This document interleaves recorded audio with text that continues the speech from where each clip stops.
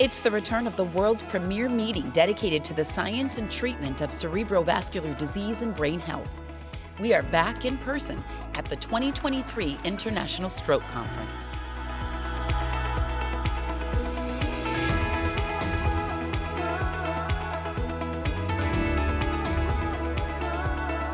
Welcome to ASA TV, produced by CNTV. I'm your host, Trey Johnson.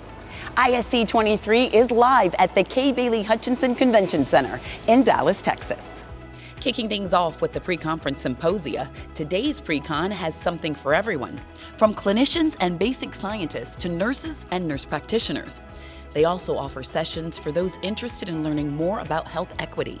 It's an exciting and illuminating day of education. One of the great things about a conference like this is just the collaboration and meeting people who work in situations such as yourself. It's also fun and very rewarding to understand that everybody essentially has the same obstacles and problems within their work environment in regards to stroke. Today's Heads Up Pre-Conference Symposium offered a full day of sessions related to health equity and actionable disparities in stroke.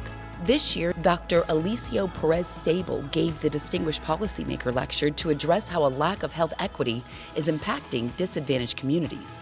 The Edgar J. Kenton Lecture recognizes lifetime contributions in the field of racial and ethnic stroke disparities. Dr. Cheryl Bushnell was this year's recipient, with her lecture focused on achieving BP goals and how to address inequalities in BP management after stroke. Stroke and hypertension, hopefully I've convinced you that these are diseases of disparities, that we have neighborhoods, social determinants as major factors in hypertension management and mortality, that the risk of stroke differs in men and women and blacks and whites based on the control of their hypertension, and that we need patient-centered, community-based, and stakeholder-vetted strategies for blood pressure management. And we need to increase the diversity of our research participants, investigators, and study staff. A full day of education, debate, and engaging conversations during the Stroke in the Real World track. Attendees spent Tuesday and this pre-con hearing cutting-edge information for healthcare professionals caring for patients with acute ischemic stroke.